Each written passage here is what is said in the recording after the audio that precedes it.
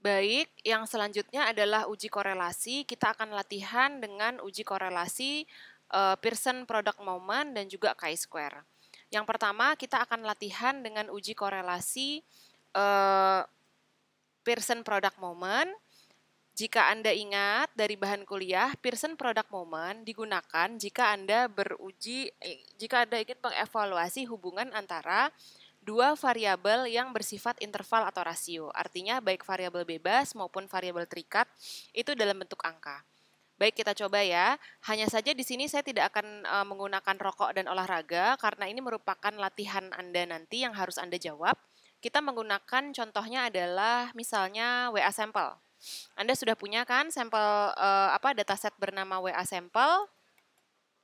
Nah, WA sampel ini misalnya pertanyaannya, apakah terdapat hubungan antara, kita cari ya yang angka, usia dengan katakanlah misalnya kadar kolesterol di sini. Ya, usia dalam bentuk angka, kadar kolesterol juga dalam bentuk angka. Jadi saya ganti pertanyaannya ya. Apakah terdapat hubungan antara usia dengan kadar kolesterol pada dataset WA sampel? Jadi tidak nurut ini karena ini untuk Anda latihan. Anda harus jawab sendiri di sana. Ya. Caranya kita sama seperti ini. Caranya adalah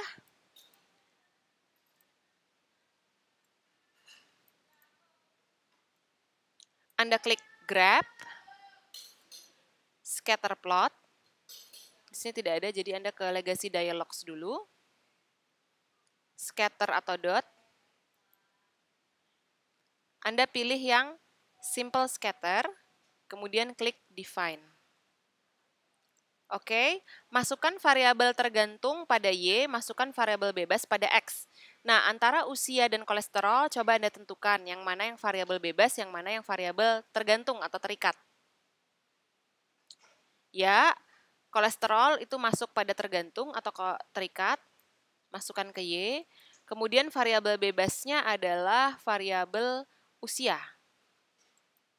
Anda masukkan ke X.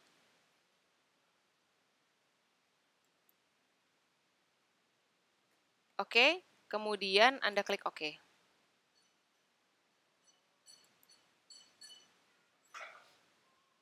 Sedang berjalan. Nah, seperti ini hasilnya. Kemudian, ini Anda sudah dapat scatter plotnya. Scatter plot ini bisa Anda klik 2 kali. Klik 2 kali ya. Kemudian Anda klik tanda seperti ini. Saya ulangi ya. Di sini Anda klik 2 kali. Kemudian Anda klik ini. Di atas itu ada seperti grafik, kemudian ada garisnya, Anda klik. Nah, di sini sebenarnya sudah keluar nih nilai regresinya. Dan juga hubungannya sudah keluar. Baik, Anda bisa tutup lagi. Nah, di sini sudah ada ya.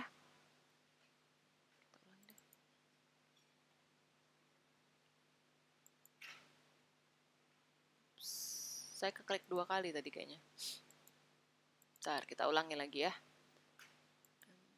Grab, legacy dialogs, scatter plot, simple scatter, define, tadi sudah, kemudian Anda klik OK.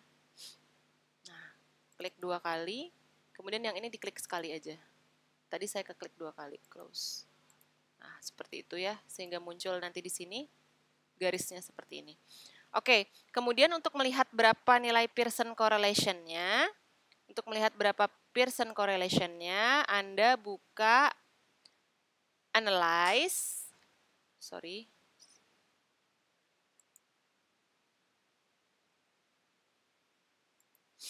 Anda klik analyze, correlate, bivariate, klik. Kemudian masukkan variabel bebas dan variabel tergantung dalam box variabel. Jadi masukkan usia. Anda klik komen ya, klik tahan komen dan juga kolesterol, atau Anda bisa masukkan satu persatu juga boleh. Usia dan kolesterol Anda masukkan di variabel. Kemudian Pearson-nya Anda klik, sudah Pearson di sini, kemudian Anda klik OK. Nah, ini adalah hasilnya. Jadi di sini Anda bisa lihat Pearson correlation antara usia dengan kolesterol adalah 0,2 dengan signifikansi p-value-nya 0,000, artinya kurang dari 0,05. Perhatikan cara mengambil kesimpulannya. Jika p-value kurang dari 0,05, maka kesimpulannya adalah ada hubungan antara usia dengan kadar kolesterol. Bagaimana kekuatan hubungannya? Anda lihat Pearson correlation, dia positif ya. Kalau nggak ada di negatif, di sini ada positif. Positif 0,2. Anda lihat di slide. Positif 0,2 artinya korelasinya cenderung sangat lemah. Karena positif artinya dia hubungannya positif, artinya semakin meningkat usia, maka semakin meningkat juga kadar kolesterol. Meskipun ada hubungan yang signifikan, tapi korelasinya terhitung sangat lemah. Mohon maaf. Nah, begitu cara mengambil kesimpulannya. Nah, sekarang kita ke selanjutnya, chi-square. Di sini contohnya adalah kepatuhan DM, tapi kepatuhan DM ini untuk Anda latihan, untuk tugas Anda. Kalau di sini kita akan memakai datasetnya berjudul intervensi apoteker. Nanti saya sediakan latihan statistika intervensi apoteker. Di sini saya pengen melihat apakah ada hubungan antara, misalnya di sini hubungan antara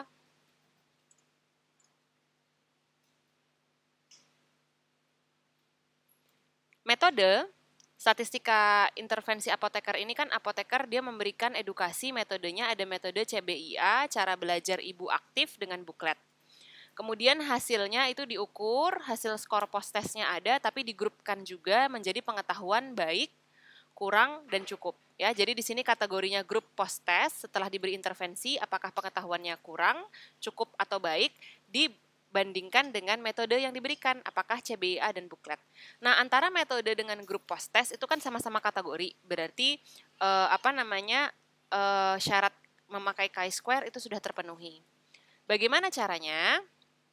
Caranya adalah analyze, descriptive statistic, cross tabulation. Pilih salah satu dimasukkan ke row, salah satu di kolom. Row-nya misalnya metode intervensi, kemudian kolomnya kategori pengetahuan post-test, diklik. Kemudian pilih cells, pilih statistik, chi-square-nya diklik, continue, kemudian cell, pilih row, kolom, total, ditik semua. Continue, kemudian oke. Kita lihat hasilnya ya. Nah, di sini ada tabel chi-square-nya yang Anda lihat di sini.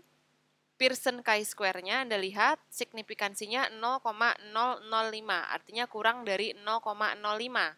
Artinya H0 ditolak, berarti ada hubungan antara metode intervensi dengan kategori pengetahuan post-test ya. Jadi terdapat hubungan antara metode intervensi dengan pengetahuan post-test. Artinya ada hasil yang berbeda bermakna di kelompok CBIA jika dibandingkan dengan kelompok buklet. Kan kalau kurang dari 0,05 kan H0 ditolak. H0 itu ada kalimat yang bermakna sama dengan, kalau sama dengan artinya baik itu metode CBIA dengan buklet itu kategori pengetahuan post-testnya tidak berbeda bermakna. Karena ditolak H0-nya, HA-nya diterima berarti ada perbedaan antara metode intervensi, pemberian metode intervensi dengan hasil kategori pengetahuan post-test. Di mana di sini kita lihat yang mana yang lebih baik sih? Di metode CBIA itu kebanyakan dia kategorinya baik, 57,6% berkategori baik. Sedangkan di metode buklet itu 90% baik, ya. Jadi mungkin lebih baik yang metode buklet dibandingkan dengan metode CBIA. Seperti itu ya caranya menganalisis dengan metode chi-square. Sekarang tugas Anda adalah dengan menggunakan modul uji hipotesis korelasi, Anda jawab pertanyaannya dengan menggunakan Pearson Correlation Analysis dan juga chi-square Analysis ya. Tadi sudah saya berikan contohnya, sekarang silahkan menggunakan dataset yang berbeda, Anda melakukan uji yang sama dan mengambil kesimpulan berdasarkan hasil uji tersebut. Sekian penjelasan dari saya tutup. Wassalamualaikum warahmatullahi wabarakatuh.